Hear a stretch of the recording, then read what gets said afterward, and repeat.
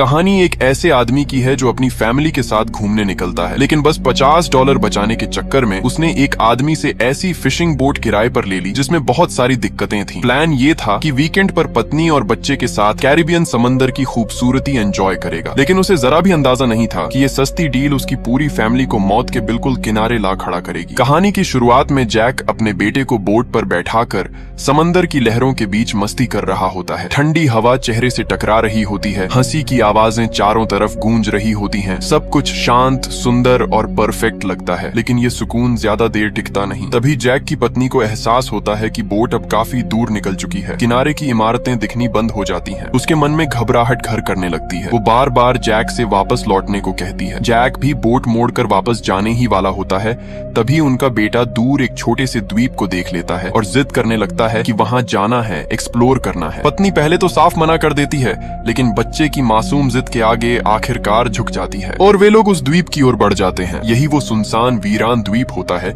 जो इस परिवार की किस्मत को हमेशा के लिए बदल देता है। द्वीप पर पहुंचने के बाद जैक अपने बेटे के साथ इधर उधर घूमने लगता है, छोटी छोटी चीजें देखने लगता है, कुछ यादगार के तौर पर साथ ले जाने की सोचता है। उसकी पत्नी बीच पर लेटकर आराम से किताब पढ़ रही होती है। सब कुछ फिर से बिल्कुल परफेक्ट लगने लगता है, लेकिन जैसे ही वो वापस लौटने की तैयारी करते हैं, तभी असली मुसीबत सामने आती है। बोट का इंजन किसी भी हाल में स्टार्ट नहीं होता। जैक बार बार कोशिश करता है, लेकिन इंजन जान ही नहीं पकड़ता। जैक पेशे से डॉक्टर है, उसे मशीनें ठीक करना नहीं आता, लेकिन उसकी नजर बहुत तेज है। वो गौर करता है कि इंजन की बनावट उसके घर की घास काटने वाली मशीन से काफी मिलती जुलती है। तभी उसे एहसास होता है कि सस्ता लेने का नुकसान कितना भारी पड़ सकता है। धीरे धीरे रात होने लगती है। कैरिबियन का तापमान अचानक गिर जाता है। जैक के परिवार के पास न खाना है न पानी। मोबाइल फोन बेकार हो चुके हैं क्योंकि इस इलाके में नेटवर्क नाम की कोई चीज नहीं। समय बीतने के साथ साथ पत्नी की बेचैनी बढ़ती जाती है। वो जैक की लापरवाही को कोसने लगती है। जैक बाहर से खुद को शांत दिखाने की कोशिश करता है, पत्नी को संभालता है और अंदर ही अंदर किसी चमत्कार की उम्मीद करता रहता है कि शायद कोई मछली पकड़ने वाली नाव उन्हें देख ले। लेकिन हकीकत बहुत बेरहम होती है। इस विशाल समंदर में ये छोटा सा द्वीप धूल के कण जैसा है। किसी गुजरती नाव का इन्हें देख लेना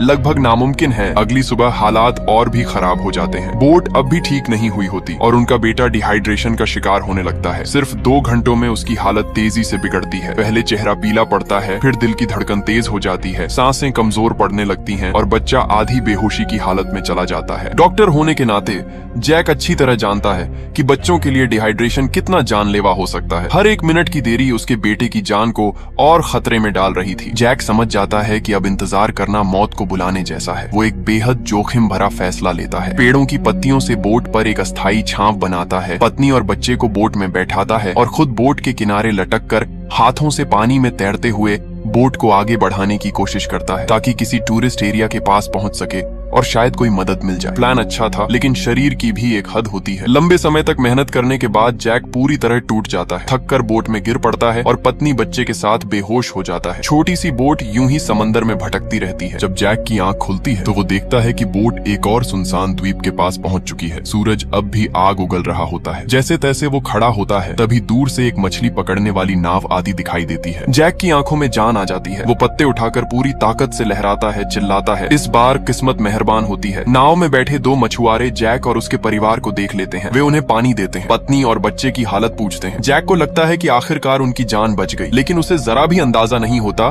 कि असली डरावना सपना अब शुरू होने वाला है। जैक जल्दी जल्दी अपनी पूरी कहानी बताता है और गुहार लगाता है कि उन्हें तुरंत शहर के अस्पताल ले चलें। शुरुआत में मछुआरा शियाओ फेई आसानी से मान जाता है, लेकिन जैसे ही वो बच्चे को अपने साथी के हवाले करता है और पत्नी को उठाने लगता है, अचानक एक अजीब सी मांग रख देता है। वो कहता है कि वो जैक के परिवार को बचाना चाहता है, लेकिन इसके बदले उसे कीमत चाहिए। जैक जब पूछता है कितनी, तो जवाब मिलता है $1 मिलियन। जैक के पास सिर्फ $40,000 होते हैं। वो गिड़गिड़ाता है, बताता है कि उसका बेटा सिर्फ 6 साल का है, लेकिन लालच इंसानियत से बड़ा हो जाता है। बेटे की जान और एक बेहिसाब रकम के बीच जैक फंस जाता है। आखिरकार वो मान जाता है और कहता है कि वो दोस्तों से पैसे उधार लेने की कोशिश करेगा। जैक के इतना कहते ही छोटा कद वाला मछुआरा हामी भर देता है, जैसे सब कुछ मान गया हो। लेकिन जैसे ही जैक का ध्यान थोड़ी देर के लिए भटकता है, वो अचानक नाव का चप्पू उठाकर पूरी ताकत से जैक के सिर पर दे मारता है। जैक की आंखों के सामने अंधेरा छा जाता है और वो वहीं ढेर हो जाता है। जब जैक को होश आता है तो वो खुद को उसी मछुआरे की नाव पर बंधा हुआ पाता है। चारों तरफ देखता है लेकिन उसकी पत्नी और बेटा कहीं दिखाई नहीं देते। घबराकर वो पूछता है कि उसका परिवार कहाँ है। मछुआरा ठंडे लहजे में बताता है कि उसकी पत्नी और बेटा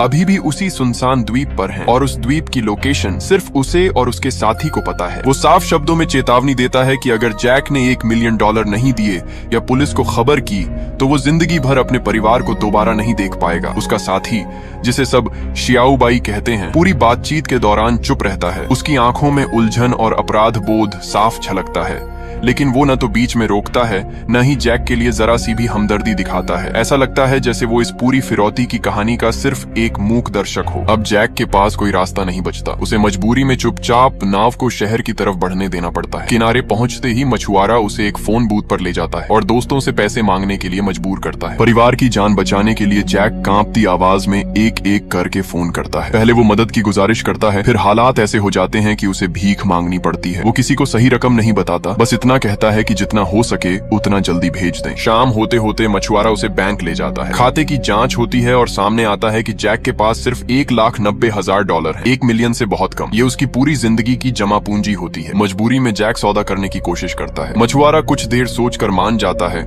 जैक तुरंत बैंक काउंटर पर जाकर सारे पैसे एक ऑफशोर अकाउंट में ट्रांसफर कर देता है। पैसे मिलते ही मछुआरा जैक को बंदरगाह ले जाता है और उसे अपनी टूटी फूटी नाव चलाने को कहता है ताकि वो उनके पीछे पीछे उस द्वीप तक पहुंच सके और अपनी पत्नी बच्चे को वापस ला सके। जैक के मन में शक होता है, लेकिन परिवार की उम्मीद में वो नाव पर चढ़ जाता है। जैसे ही वो केबिन में घुसता है, पीछे से दरवाजा लॉक कर दिया जाता है। मछुआरा समझाता है और अपने साथी को इशारा करता है कि नाव आगे बढ़ा दी जाए। अब जैक पूरी तरह समझ चुका होता है कि ये लोग कभी भी अपना वादा निभाने वाले नहीं हैं। द्वीप पर लौटने की बात सिर्फ एक और धोखा थी। जैसे ही नाव समंदर के बीचों बीच पहुंचती है, मछुआरे की नीयत और साफ हो जाती है। वो जानबूझकर अपनी नाव की रफ्तार धीमी कर देता है और जैक को पास आने का इशारा करता है, जैसे कोई बात करनी हो। दोनों नावें जैसे ही पास आती हैं, वो अचानक एक नुकीला भाला उठाकर जैक की नाव पर कूद पड़ता है और उस पर हमला कर देता है। उसी पल जैक को समझ आ जाता है कि ये उसे मारकर हमेशा के लिए रास्ते से हटाना चाहता है। जैक की चीखें सुनकर उसका साथी शियाओबाई आगे बढ़ने को होता है,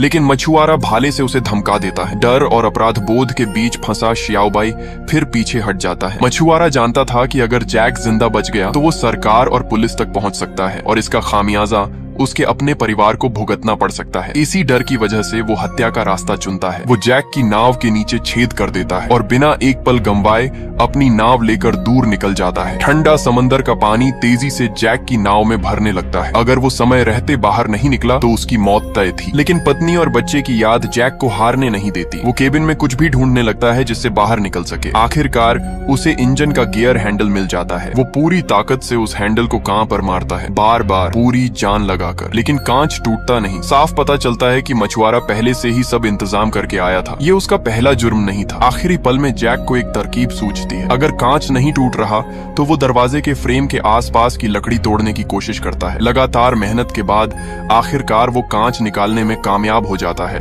और खुद को बचा लेता है। जैसे ही उसकी ताकत जवाब देने लगती है, किस्मत फिर साथ देती है। एक टूरिस्ट बोट वहां से गुजरती है और जैक को देख लेती है। उसकी जान बच जाती है। किनारे पहुंचते ही जैक पुलिस को सारी कहानी बता देता है। अपहरण, फिरौती और जान से मारने की कोशिश तक सब कुछ। वो गिड़गिड़ाकर पुलिस से अपनी पत्नी और बच्चे को ढूंढने की गुहार लगाता है, लेकिन पुलिस का जवाब सुनकर जैक लगभग टूट जाता है। उन्हें लगता है कि जिस द्वीप की वो बात कर रहा है वो कम से कम 150 नॉटिकल माइल दूर है और उसके आसपास सैकड़ों छोटे बड़े द्वीप हैं। सबको खोजने में हफ्ते लग सकते हैं। ये सुनते ही जैक समझ जाता है कि सिस्टम के भरोसे बैठना मतलब अपने परिवार को मौत के हवाले करना। पुलिस का जवाब सुनकर जैक पूरी तरह टूट जाता है। डॉक्टर होने के नाते वो अच्छी तरह जानता है कि उसकी पत्नी और बेटा कई दिनों से उस सुनसान द्वीप पर फंसे हुए हैं। न उनके पास खाना है न पानी। ऐसे हालात में एक हफ्ता भी जिंदा रह पाना नामुमकिन है। जैक पुलिस प्रमुख से गिड़गिड़ाकर कहता है कि मछुआरे को तुरंत गिरफ्तार किया जाए। उसका मानना होता है कि उसी के जरिए द्वीप की सही लोकेशन मिल सकती है, लेकिन पुलिस प्रमुख जैक की कहानी पर भरोसा नहीं करता। उसे शक होता है कि जैक जानबूझकर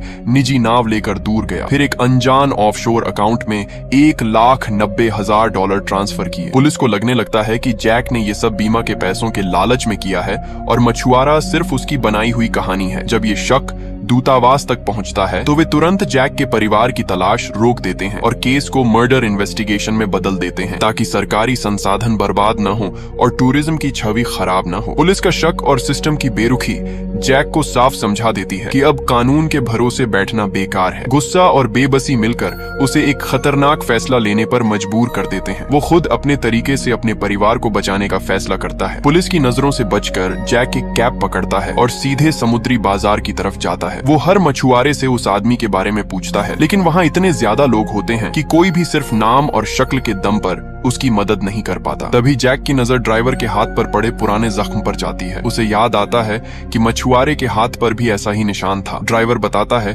कि ऐसे जख्म मछली काटते वक्त आम होते हैं और शहर में सिर्फ एक ही अस्पताल है जहां ऐसे घावों का इलाज किया जाता है। ये सुनते ही जैक ड्राइवर को उसी अस्पताल चलने को कहता है। अस्पताल पहुंचकर जैक बहाना बनाता है कि उसकी टांग का जख्म इन्फेक्ट हो गया है और इमरजेंसी में नाम लिखवा लेता है। इलाज के दौरान वो डॉक्टर को अपनी पूरी कहानी सुनाता है और गुहार लगाता है कि किसी तरह उस मछुआरे की जानकारी मिल जाए। डॉक्टर उसकी हालत पर तरस खाता है, लेकिन साफ कह देता है कि अस्पताल के नियमों के चलते वो किसी भी मरीज की निजी जानकारी नहीं दे सकता। फिर भी इंसानियत के नाते वो चुपचाप मदद करने का फैसला करता है। इलाज खत्म होने के बाद डॉक्टर कमरे का पर्दा खींच देता है और बाथरूम जाने का बहाना बनाकर जैक को कुछ देर के लिए अकेला छोड़ देता है। जैक तुरंत डॉक्टर का कंप्यूटर खोलता है और मरीजों की फाइलें खंगालने लगता है। कुछ ही देर में उसे वही नाम और पता मिल जाता है जिसकी उसे तलाश थी। जाते वक्त वो अपनी जेब में एक छोटा सा सर्जिकल चाकू छुपा लेता है। यही उसका इकलौता हथियार होता है और यही उसके परिवार को बचाने की आखिरी उम्मीद भी। मछुआरे का घर शहर के एक बेहद गरीब और अव्यवस्थित इलाके में होता है। चारों तरफ टूटी फूटी झोपड़ियां और गंदगी फैली होती है। जैसे ही जैक वहां पहुंचता है वो देखता है कि एक औरत एक बीमार बच्चे की देखभाल कर रही है। वो औरत बार बार कहती है कि वो उस मछुआरे को नहीं जानती, लेकिन दीवार पर लगी तस्वीरें उसकी बात झूठी साबित कर देती हैं। तभी दरवाजा खुलने की आवाज आती है। अंदर आता है वही मछुआरा जो अभी अभी पैसे लेकर लौटा होता है। जैक को देखकर वो चौंक जाता है और अगले ही पल दोनों के बीच जबरदस्त हाथापाई शुरू हो जाती है। जैक कमजोर जरूर होता है, टांग में चोट भी होती है, लेकिन परिवार के लिए लड़ते हुए उसमें गजब की ताकत आ जाती है। वो मछुआरे को जमीन पर दबोच लेता है और सालों से दबा गुस्सा उस पर निकाल देता है। जब मछुआरे की पत्नी ये सब देखती है तो वो मछली मारने वाली बंदूक उठाकर बीच में आ जाती है और दोनों को अलग कर देती है। हालात ऐसे बन जाते हैं कि जैक का बचना नामुमकिन लगता है। तभी मछुआरे की छोटी बेटी कमरे में आ जाती है। अफरा तफरी में जैक बच्ची को पकड़ लेता है और सर्जिकल चाकू उसकी गर्दन के पास रख देता है। वो मछुआरे को हथियार नीचे रखने को मजबूर करता है, लेकिन अगला ही पल सब कुछ बदल देता है। घबराहट में मछुआरे से गलती से ट्रिगर दब जाता है और गोली सीधे उसकी बेटी को लग जाती है। बच्ची वहीं ढेर हो जाती है। ये देखते ही मछुआरा टूट जाता है और बदहवास होकर जैक पर झपट पड़ता है। खुद को बचाने के लिए जैक बिना सोचे समझे चाकू उसकी गर्दन में घोंप देता है। गर्दन की नस कटते ही कुछ ही पलों में मछुआरा खून से लथपथ होकर जमीन पर गिर जाता है। कमरे में फैले खून और चीख पुकार को देखकर जैक सुन्न हो जाता है। वो अपने परिवार को बचाने आया था, लेकिन अनजाने में एक और तबाही खड़ी हो चुकी थी। अब पूरे मामले का इकलौता गवाह मछुआरे का वही साथी बचता है। जैक बिना वक्त गंवाए सीधे बंदरगाह दफ्तर पहुंचता है और नाव का नंबर देकर उसकी लोकेशन पता करता है। लेकिन जैसे ही उसे जानकारी मिलती है वो देखता है कि पुलिस चारों तरफ फैल चुकी है और उसे पकड़ने की तैयारी में है। जैक तुरंत बस में चढ़कर वहां से निकल जाता है और बाल बाल बच जाता है। किस्मत का खेल देखिए, उसी बस में मछुआरे का साथी भी मौजूद होता है। जैसे ही वो उतर कर भागता है जैक उसके पीछे पीछे दौड़ पड़ता है। वो चिल्लाकर कहता है कि अगर वो उसे द्वीप की लोकेशन बता दे तो वो न उसे नुकसान पहुंचाएगा न पुलिस को बताएगा। साथ ही जैक की आंखों में दर्द, सच्चाई और बेबसी देखता है। उसे अपने की पर शर्म आने लगती है। वो रुककर उसे बताने ही वाला होता है कि तभी सड़क पार करते वक्त एक तेज रफ्तार ट्रक उसे टक्कर मार देता है। भारी घायल हालत में पड़े उस आदमी के पास जैक भागकर पहुंचता है। वो जेब से नक्शा निकालता है और घबराई हुई आवाज में द्वीप की लोकेशन पूछता है। दर्द से तड़पते हुए वो आदमी कांपते हाथों से नक्शे पर सही जगह दिखा देता है और बेहोश हो जाता है। जैक ड्राइवर से उसे अस्पताल ले जाने को कहता है और खुद दौड़ते हुए समंदर किनारे पहुंचता है। वहां कुछ लड़कों से वो जबरदस्ती एक स्पीड बोट ले लेता है और पूरी ताकत से समंदर की तरफ निकल पड़ता है। हालांकि इस हरकत से समुद्री पुलिस का ध्यान उस पर चला जाता है, लेकिन स्पीड बोट की रफ्तार के आगे वो कुछ नहीं कर पाते। घंटों की यात्रा के बाद जैक आखिरकार उस सुनसान द्वीप पर पहुंचता है। वो बोट से कूदकर पत्नी और बेटे के नाम चिल्लाने लगता है, लेकिन कोई जवाब नहीं मिलता। निराशा के उस पल में उसे रेत पर पैरों के निशान दिखाई देते हैं। वो उन निशानों का पीछा करता हुआ एक बड़े पेड़ के नीचे पहुंचता है। वहां उसकी पत्नी बेहोश पड़ी होती है, सांसें बहुत धीमी होती हैं। उसका बेटा जमीन पर नीला पड़ चुका होता है, उसकी सांसें बंद हो चुकी होती हैं, लेकिन जैक हार नहीं मानता। रोते हुए वो बच्चे को CPR देना शुरू करता है। पसीने और आंसुओं में भीगते हुए उसके हाथ थक जाते हैं, लेकिन वो रुकता नहीं। हर सेकंड उसके बेटे के लिए एक दुआ बन जाता है। तभी अचानक बच्चा खांसता है और उसकी सांसें लौट आती हैं। जैक फूट फूट कर रो पड़ता है। वो पहले बेटे को बोट में ले जाता है, फिर पत्नी को लेने वापस आता है, लेकिन लगातार थकान, चोट और भावनाओं का बोझ उसके शरीर को जवाब दे देता है। उसकी आंखों के सामने अंधेरा छा जाता है और वो रेत पर गिरकर बेहोश हो जाता है। उसी वक्त आसमान में हेलीकॉप्टर की आवाज गूंजती है। एक रेस्क्यू टीम उन्हें देख लेती है। फिल्म का अंत यहीं होता है। ये नहीं बताया जाता कि जैक को उसके किए की सजा मिलती है या नहीं। कहानी कानून से नहीं, बल्कि एक पिता की जिद, प्यार और इंसानी हदों से आगे जाने की कहानी बनकर खत्म होती है। ये फिल्म हमें दिखाती है कि कैसे सिस्टम की बेरुखी, पैसे की भूख और इंसान की लालच जिंदगियां तबाह कर सकती है, लेकिन उसी अंधेरे में ये भी सिखाती है कि प्यार और हिम्मत ही वो ताकत है जो इंसान को सबसे बड़े नर्क से भी बाहर निकाल सकती है।